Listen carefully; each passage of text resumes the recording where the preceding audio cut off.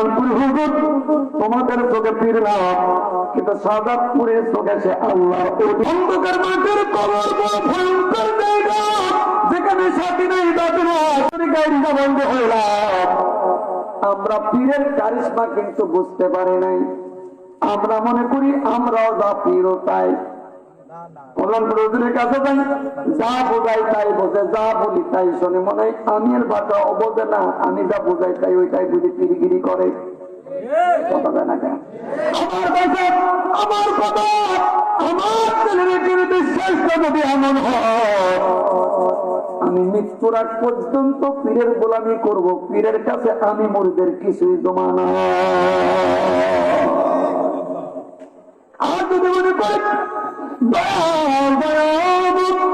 আমি আমার আল্লাহর হুকুম মানতে হিসাব তোমার কাছে পাওয়া গ্রহণ করেছি, যেটা আমি জানি না সেটা তুমি জানো, যেটা আমি দেখি না সেটা তুমি দেখো। নিশ্চয়ই তুমি মহান ওলি, আমার দেহকাল পরকালের মুরব্বী, আমার গাইডেন্স, আমার মুরব্বী। আমি নির্ভর, আমি নিরক্ষর, আমি অম্মি। আমি কিছু জানার জন্য, ফায়দা লোটার জন্য তোমার কদমে সিদ্ধায় করে ওই নিয়ামতটা তুমি আমার কলবের মধ্যে দাও, যেটা দুনিয়ার কোন মানুষের চোখে বাঁচবে না। মানুষের অজান্তে তুমি আমার কাছে ট্রান্সফার করবা। এই কদমে পয়সা 8 সেকেন্ড যদি কমাই কাটাতে পারো, 1 মিনিটে 100 বছরের নাকি আল্লাহ রাব্বুল আলামিন তোমার আমল নামায় লিপিবদ্ধ করে দিবা। আমরা যাই পীরের দরবারে মিথ্যা কথা বলি, কথা কেন কেন? আমরা মনে করি হুজুর বোঝে না, বাপ করি করি, মুনাফিকি করি। আল্লাহর ওলিকে যে যাদের বোঝাইতে চাই, মনে করি এটাই আমার বাসা, হুজুর বোঝে না। যেমন যায় তারা পীর তেমন না চাই, এটা কামেলে মোকাম্মেলের খেসলো, কথা কেন কেন? কল্যাণপুর হুজুর তোমাদের চোখে পীর না, কিন্তু সাদাতপুরের চোখে সে আল্লাহর ওলি। তাই তাকে মসনদে বসাইয়া জামানার মুজাফির বানাইছে। সমাজের মানুষ সব যদি বিরোধী দেখো, সবাই যদি বলে কল্যাণপুর হুজুর পীর না, আমার আল্লাহ বলবে আমার জামানার মুজাফিরের ব্যবসা, কথা বলে যান।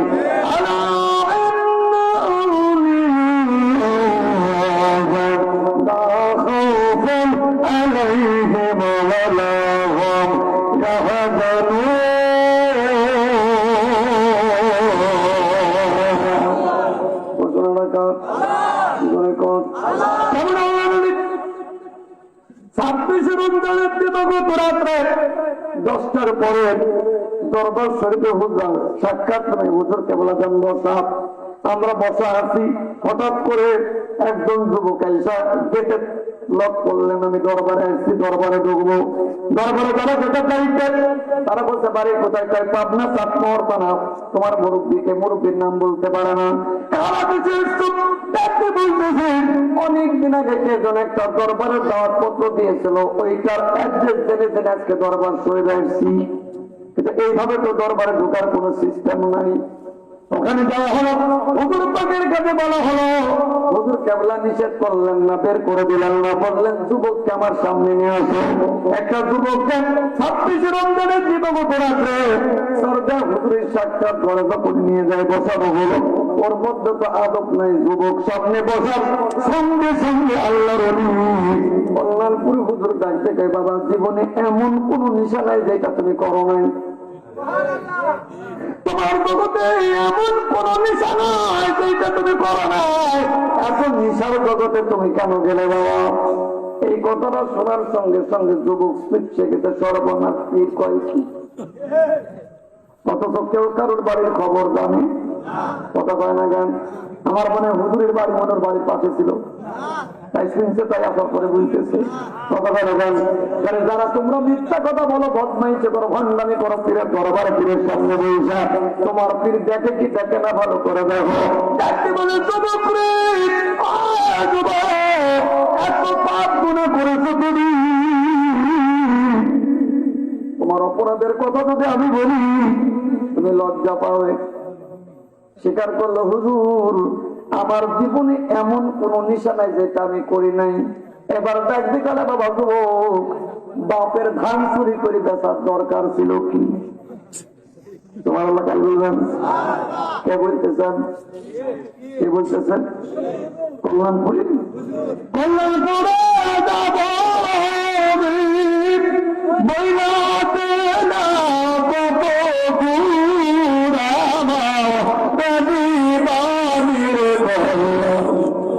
ঠিক না? যাওয়া দেখি গোলাপের কত ডুবু দিয়া দেখি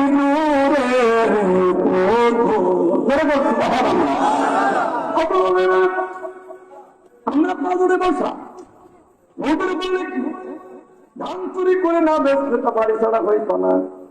কিসের ধান, কার ধান, কেমনে চুরি করলো?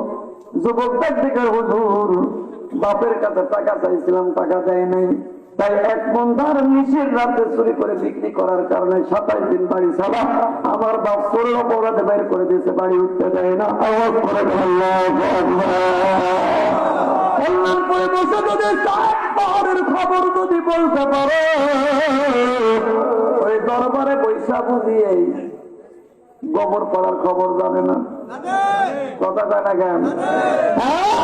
এই মাহফিলে যারা বসে আছে, এই অন্তরের মধ্যে কেউ কি মারে, এইটা বুঝি পীর দেখে না। কথা কয় না? পীর দেখে? পীর তো দেখেই না, আল্লাহ রসুলি তো গায়ে ধরে না। এমন মানুষ সমাজ আছে না নাই? কথা কয় না কেন? পরীক্ষা দিলে তুমি পরীক্ষা রাখতে পারবা না। তোমার মধ্যে অনেক ডিস্টার্ব আছে, ভুল আছে, আমি দেখতেছি। তারপর হুজুর বললেন বায়াত দেই দেখে আইসে যুবক, পরিবেশটা বুঝি। পরীক্ষা দেওয়ার পরে অর্ধেক তওবা পড়ল, অর্ধেক পড়ল না। হুজুর কিন্তু চোখ বন্ধ করে তওবা পড়াইতেছেন, উদ্ধারণা হুজুর দেখতেছে না। এইবার ওখানে তওবা বন্ধ করে রাখছি। যখন কালদের সাবক দিলে হুজুর কই তুই তো তওবা পড়িস না, তোর কি তরিকা দিব? আল্লাহু আকবার। এই কথা বলার সঙ্গে সঙ্গে তারপরে হুজুর দান করিনি, কবির সবক দিলেন। দেওয়ার ফলে বলে বাজান বা দরবারের মধ্যে একটু ঘোরাফেরা করো। এখন জায়গা থেকে ব্যাগের মধ্যে 7-8টা মোবাইলের সিম, মানে সিটারেরও সিটার, এত বড় সিটার দরবারে দিচ্ছে। হুজুর কয় লোকটান খোলা রাখতে নষ্টা ভালো দাও, কিন্তু চরম দেওয়া দো। এবার যাই দেখি এর খাদেমের কাছ থেকে, ওর কাছের কাছে যারা নাই জিতে করে তার কাছ থেকে হুজুরকে বললেন, হুজুর বললেন রাত্রে তো ছাড়া যাবে না, কারণ আমি তরিকা দিচ্ছি আমার মুড়ি।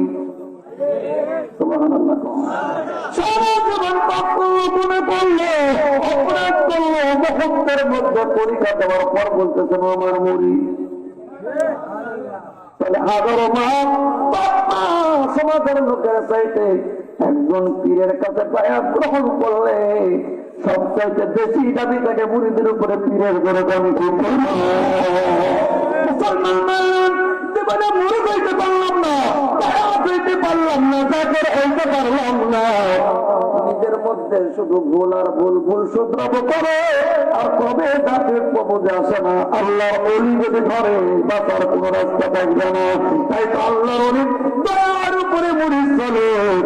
অলির দয়া না থাকলে পাপ করার পরে কোনদিন এই জাতি সমাজে চলতে পারে না, করে করতে না। মুসলমান আল্লাহ বন্ধ করলে জগৎ দেখতে পারবো, শোনে না কার। আর আমরা মনে করি আমাদের খবর পীর জানে না, বোঝে না। আমরা যা বুঝাই পীর তাই বোঝে। কথা কয় না? কোন একটা জাকিরকে দেখলাম না, পীরের কাছে যাই বললো হুজুর আমার মাঠ নষ্ট হয়ে গেল, জাকেররা কথা শুনতেছে না, আমার নজর খেদমত বন্ধ হয়ে গেল, দোয়া করেন। না হলে কি করবেন করেন, এই কথা কয় না। হুজুর জিগাইলে কয় বাবা আমার মাছ ভালো, আমার মা ঠিক আছে, তোকে ডাক দিলে 10টা ডাকের বের করতে পারে না। তোমার যদি মাছ ভালোই থাকবে, তুমি যদি সত্যই পরিচালনা তোমার যদি ভালো হয়, মরিচ ক্ষুধা লাগবে না, মরিচ গুলা তোমাকে খুঁজে বাইর করবে। কথা বলে না যান, পীরের দরবারে সাপ্তাহিক কাফারা নাই, দরবারে যাতায়াত নাই, ওই অনুষ্ঠানের দিন দেওয়ার জন্য পাই তারা মানে আর সারা বছর খবর নাই। কিন্তু এমন ভাবে চলাফেরা করো মনে হয় ওর মতো আছে কে রাসূল আর ওই দরবার একটাও নাই। ঠিক করে বলো, যারা বলছেন শিক্ষা দিলেন আমার আল্লাহর নবী মহব্বতের বাজারে আমাদের দাঁড় করালেন। দুনিয়ার থেকে রাসূল না ছেড়ে যদি কবরে যায়, অন্ধকার কবর আমাদের আপন কেউ হবে না। অন্ধকার মাঠের কবর বড় ভয়ঙ্কর জায়গা, যেখানে সাথী নেই দাদু মারার পরে বাবা মা বেঁধে আমার জন্য চিল্লা চিল্লি করবেন, কেউ কাছে পাবেন না, কেউ সারা দিবে না।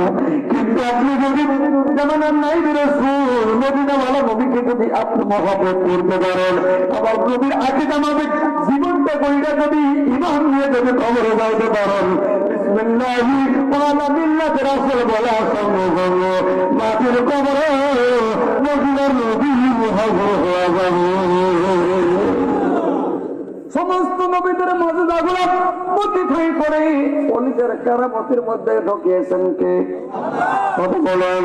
আল্লাহর নবীদের মর্যাদাগুলো এক জায়গায় করে হাকিকতের দরজায় না, আল্লাহর অলিদের কারামতের মধ্যে ঢুকিয়েছে, যার কারণে আল্লাহর অলিরা কলবের উপরে আঙুল দিলে চামড়া বেদ করে কলবের মধ্যে জিকির হয়। আপনি যতই জিকির করেন, যতই ডাকেন না কেন, যতই বলেন না কেন, আপনার কথায় আপনার বলাই জিকির জারি হবে না, আপনার কালবের মধ্যে নূর পয়দা হবে না। এই নূরের সিস্টেম দুনিয়ার বিরোধী আল্লাহরা করে না, মদিনার রাসূল শিক্ষা দিয়েছেন বঞ্চিত না।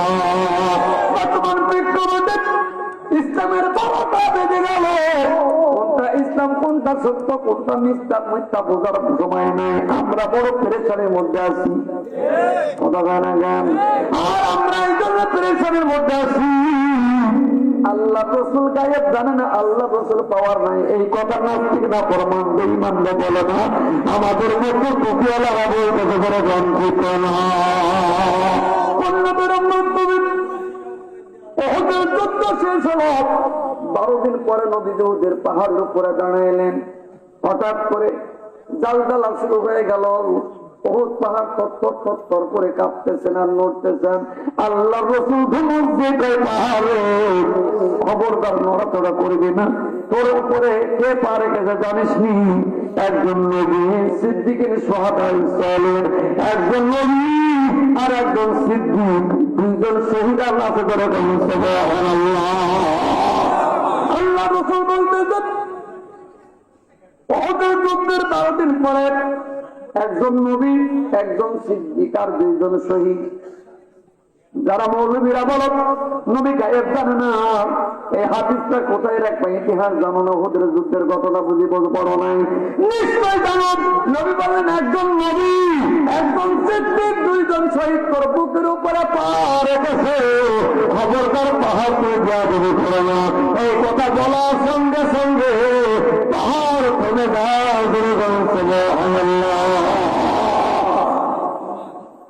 তাহলে পাহাড় আমার রাসূলের কথা শোনে। নবী বলতে আমার রাসূল, সিদ্দিক বলতে আবু বকর সিদ্দিক, আর শহীদ বলতে হযরতে ওসমান আর ওমর। তখন ওমর আর ওসমান কিন্তু জীবিত, মৃত্যুবরণ করেন নাই। মরার আগেই পাহাড়ে দাঁড়াইয়া তিনি মৃত্যুর ঘোষণা দেয়, নিশ্চয়ই তিনি গায়েবের খবর কথা বলেন, কথা বলেন, নিশ্চয়ই গায়েবের খবর থেকে পাহাড় পাহাড়ে বেয়াদবি করবি না। তোর বুকের উপরে একজন নবী, একজন সিদ্দিক আর দুইজন শহীদ দাঁড়িয়ে আছে, বেয়াদবি করলে তুই বাঁচতে পারবে না। আমার আল্লাহ কয় জিবরাইল করে আমার ওমর আর ওসমান দুইজন শাহাদাত বরণ করবে, সেই খবর আমি বলার আগে আমার হাবিব নবী বলতে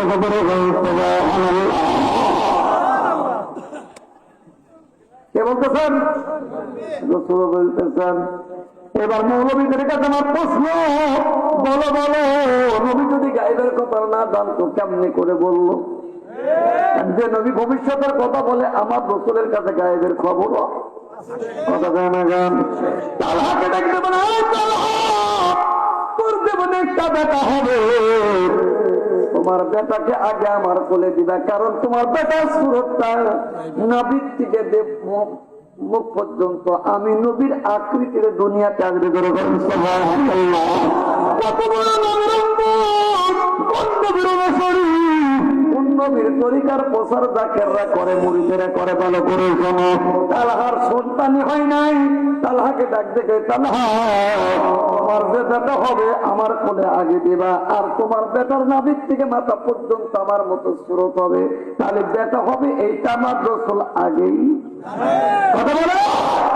মুসলমান তালহার স্ত্রীর সন্তান হল, বুকে করে দৌড় দিলেন, নিজেও দেখেন নাই সন্তান মেয়ে না সন্তান পুরুষ, সন্তান বেটা না মেয়ে, সামনে নিজে নবীর সামনে করে নবীজি খেজুর চিপায়া তালহার বেটার মুখের মধ্যে যায়, বেটা চুস করে চুষতেছে, তাতে ক্ষান্ত হয় নাই, নবীর জিহ্বা মুবারকটা গালের মধ্যে দিচ্ছে, আর তালহার বেটা চুষতেছে। নবী করে আমি বেলায়েতের সব নিয়ামত বেটার মুখের মধ্যে ঢোকায়া দিলাম।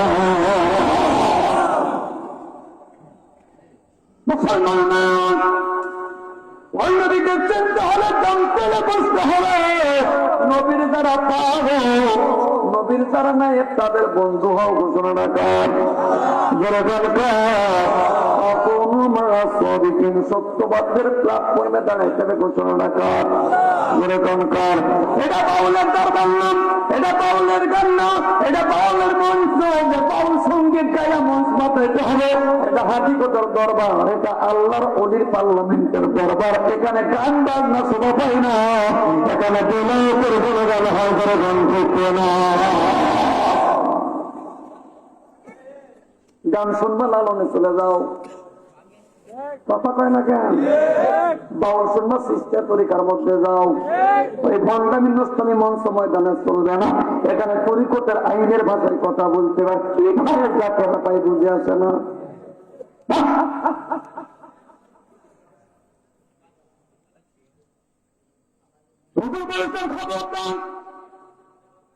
আমার দরবারের অনুষ্ঠানের মধ্যে এমন কোন সুরার এবং কোন কণ্ঠ করো না বাজে যেটা মনে হয় এটা বাউলের গান বাজনা হচ্ছে।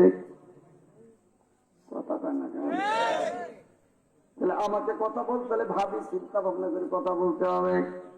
আমাকে যদি কোটি কোটি টাকা দেন, আমি কোনদিন আমার পীরের দরবারের অনুষ্ঠান বাদ দিয়ে অন্য জায়গায় ওয়াজ করতে যাব না। আমাকে লক্ষ লক্ষ টাকা যদি বানায় দেন, তো মহানবীর অনুষ্ঠান যদি আমার পীরের দরবারে হয়, আমি কোনদিন এক সেকেন্ড ওই দরবার বাদ দিয়ে টাকার লোভে যাব না। কারণ আমার পীরের দরবারের মাটি আমার কাছে আগে। আমি কি করলাম? আমি আমার জায়গায় চলে গেলাম। বুঝতে হবে আমার পীরের দরবারের সাথে আমার সুসম্পর্ক নাই, ওখান থেকে আমি বিতাড়িত। তাই আমি আর এক জায়গায় বাজনা বাজাইতেছি। খবরদার খবরদার, মাতারা হও না, পরিকার কাছে ফিরে আসো, দেখবা আল্লাহ রব্বুল আলামিন রহমত বরকত দিয়ে তোমার কলিজা ঠান্ডা করে দেবে। যেরকম করতে না মুসলমান,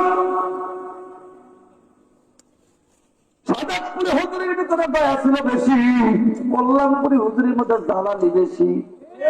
তাই মুহূর্তে মুহূর্তে গরম হয়, ভালো কথাতে রাগ হয়। আমরা ভাষা বুঝি না, তাই তো বুঝি আল্লাহর অলির মন দয় করে চলতে পারলাম না। আমরা দুনিয়ার রং তামাশার মধ্যে দৌড়াই আছি, দুনিয়ার পাগলামি করতেছি। তাই পীরের মহাব্বত নিসবতের প্রেম আবার রংপুর থেকে বিদায় নিচ্ছে। ততদিন পর্যন্ত সব দিক থেকে ফিরে নেই বাবা পাগলা করবা, দাদার মতো খাটবা, নিয়ামতের মালিক হতে পারবে না। ঠিক না মুসলমান? গভীর মনোযোগ। আল্লাহর ওলিরা মুহূর্তের মধ্যে তোমাকে শাসন করতে পারে, ভালোবাসতে পারে। যে সবচেয়ে বেশি বিয়াদব, মক্কাটা বানতারি সব শেষ করলো, যার জীবনে ধান চুরি করে বাড়ি ছাড়া হইল, আবার পরীক্ষা দেওয়ার পরে কয় আমার মুরিদ। কার মুরিদ? কারণ তার মধ্যে তরিকার বায়াতের বন্ধন আবদ্ধ হয়েছে, তাই পীর আর পাবে না, মুড়ি ধ্বংস। আপনি কয়দিন ধ্বংস করেন আরামের পিছনে ছাইরা কান্দন আল্লাহর দরবারে, কয়দিন আল্লাহর কাছে ফরিয়াদ করছেন? আপনি করেন নাই, কিন্তু আপনার পীর সবসময় আপনার জন্য হাত তুলে কাঁদে। আল্লাহ দায়িত্ব দিয়েছে, মুরিদ বোঝে না, আমার জাহান্নামে দিও, মুরিদ জাহান্নামে পড়ে না।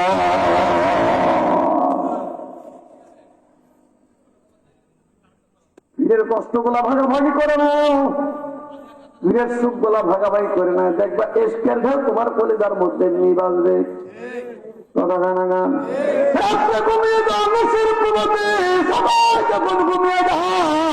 আরামের বিছানা ছেড়ে দাও, যাই নামাজে বিছায়া যা চাও তাই আল্লাহকে বলে, আল্লাহ আমার এলাকা কেন খারাপ হয়ে গেল, জাকেররা কথা শোনে না, আমার এলাকায় রহমত বরকত নাই, আমার জাকেরদের নিয়ে আপনি খুঁজি কেন বন্ধ করলো দয়াল, দয়ালের কদম ধরে কান্দ। একদিন, 2 দিন, 3 দিন, 7 দিন যখন কাঁদবা, মুরব্বী গো তুমি কাঁদলে তোমার অসুলার এলাকার মধ্যে সাধারণ মানুষ বলা হলে আমার মানুষ হবে। মুরব্বীদের আমার একটা মুরব্বীর কত দায়িত্ব, এটা যদি মুরব্বী বুঝতো, ওরা মারি ফেললো, দায়িত্ব নিত না, দৌড় মারত পালাইতো।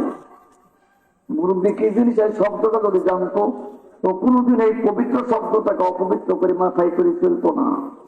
মুসলমান মুরব্বী, উনি মুরব্বী যিনি ইহকাল পরকালের শিক্ষা দিতে পারে, উনি হলেন জ্ঞানী। পরীক্ষা দেওয়ার পরে হুজুর বলেন তোমার মুরব্বীর সঙ্গে যোগাযোগ করবা, বলে না? বলছে নাকি নুরুল মৌলানার সাথে যোগাযোগ করবা?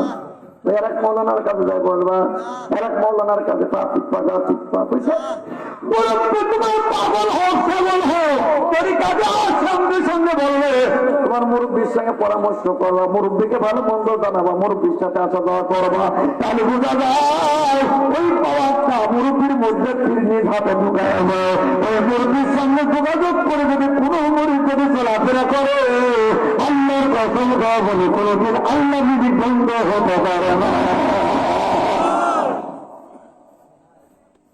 ঠিক না? কথা বলেন। এই যে আমার করবেন এটার বাদ শাহান সাহেব তরিকা, এটা সহি তরিকা, হক তরিকা, এখানে না আর বঞ্চিত বলে কোনো শব্দ নাই। আমি বঞ্চিত হচ্ছি, নজর দিচ্ছি, খেদমত দিচ্ছি, দরবারে যাচ্ছে, আমার রিজিক নাই, আমার নিয়ামত নাই, আমার বরকত নাই, আমার বালা মুসিবত দূর হয় না। বুঝতে হবে কোন জায়গায় না জানে কি ভুল হতেছে, ঠিক না? এই জন্য আমি আপনাদের বলব, যারা দায়িত্ব পালন করতেছেন, আপনাদের ইজ্জত ছোট না, আল্লাহর ওলি অনেক বড় ইজ্জত দিছে, তাই আপনাদের মুরব্বী বানাইছে। আপনারা মুরব্বী অনেক পরিস্তরের মানুষ, কিন্তু এই নিয়ামত ধরে না রাখতে পারলে পীরকে দোষ দিয়ে লাভ হবে না। দেখবেন আপনার যত অসুস্থ, হুজুরের কাছে যাইতে পারে না, নগদ নিয়ে মুরব্বীর বাড়িতে দৌড়ায়, মুরব্বীকে তালাশ করে, মুরব্বী আমার বেটার কালা জল ধরা পড়ছে, বেটা বলে যাইছে না, মুরব্বীর হাতে দেওয়ার পরে মুরব্বী সুন্দর বাজায় কয়ে যান তো বাজায় হবে, টেনশন নাই, চিন্তা করতে হবে না। ও তাৎক্ষণি টেলিফোন করে, মুরব্বী ধরে নজর মাফ করে আল্লাহ, ঠিক আছে? মুরব্বী ধরে নজর মাফ করে কে? মানে আন্দোলন নিলেন, কার সাক্ষাৎ নিলেন, আল্লাহর পক্ষ থেকে কার জামিনটা হয়ে গেল। তুমি যদি জানো কোনদিন তরিকার জন্য তরিকার পাগল হয়ে যায়, কোনদিন তরিকার সঙ্গে বুঝতে অহংকার বাড়াবাড়ি করতে না। একজন মুরব্বী হবে, মিসকিন হবে, আর যারা মুরিদ হবে, যা করবে তারা মুরব্বীকে মুরব্বীর ন্যায় সম্মান করে চলবে। খবরদার খবরদার, মুরব্বীকে অপবিত্র পীরের কাছে যায় কাঁদবা, দরবারে এমন নিয়ামতের সিস্টেম না। আমি যদি অহংকার করি, যেমন করি, হিংসা করে রিয়া করি, তাহলে বুঝতে হবে আমার ভিতর থেকে আল্লাহ প্রেম পালাইছে। কথা কয় না? মাঠ পর্যায়ে কাজ করবেন, সাধারণ মানুষের সঙ্গে আমাদের প্রেম মেলাতে হবে, মহব্বত মেলাতে হবে। বাড়ি বাড়িতে ইসলাম করা লাগবে না। আমার আদর্শ দেখে আল্লাহর পাগলেরা পাগলের মতো ইসলামের সত্য চাই আসবে। কথা কয় না কেন?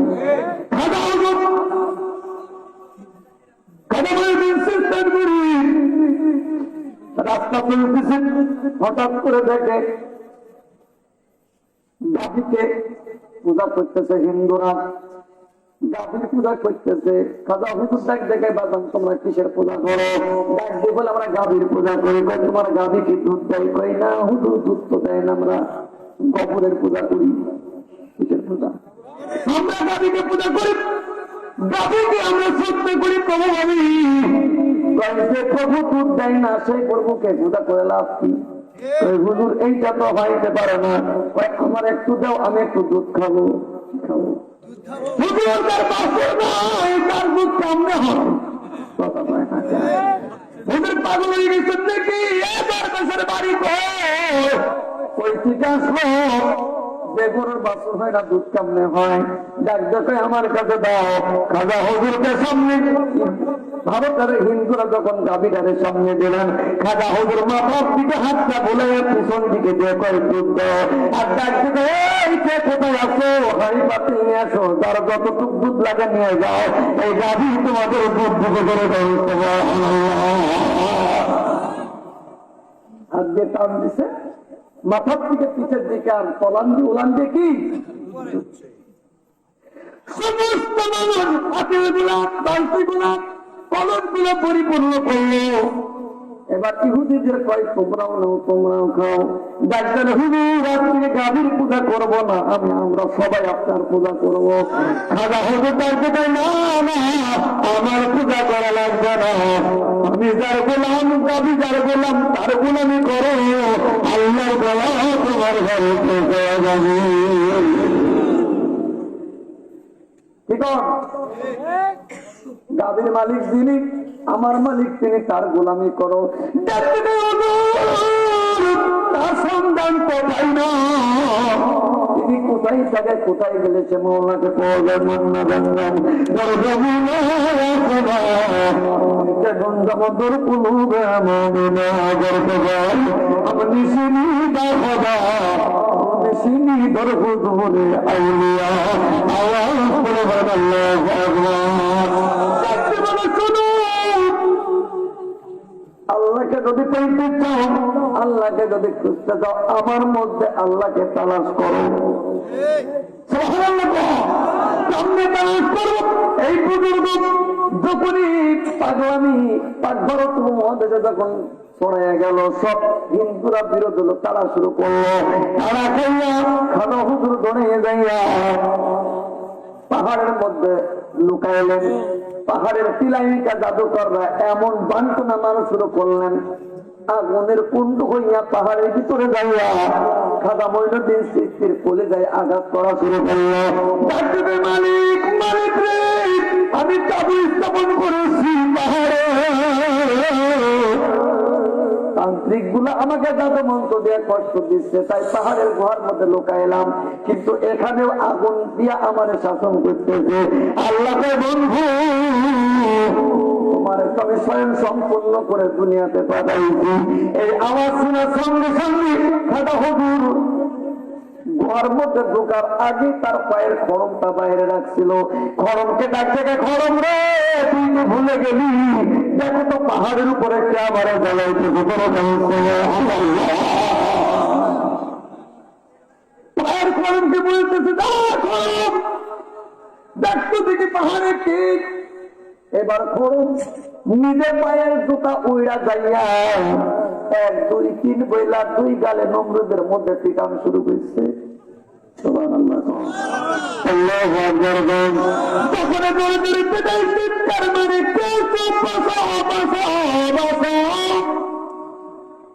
এই খড়ম তার পায়ের জুতাটা যে আমার গালে অলৌকিক ভাবে জুতা দিয়ে জুতা পিটা করতেছে। জাগজি বলেন করবার কারণ তারা পাগল বইলা পাহাড়ের মধ্যে বন্দি করে রাখছে, এটা খাজা হুজুরের পায়ের জুতা। জাগজি এতদিন জানতাম মানুষ আল্লাহর ওলি হয়, এখন দেখো আল্লাহর ওলির পায়ের জুতা ও আল্লাহর ওলি হয়।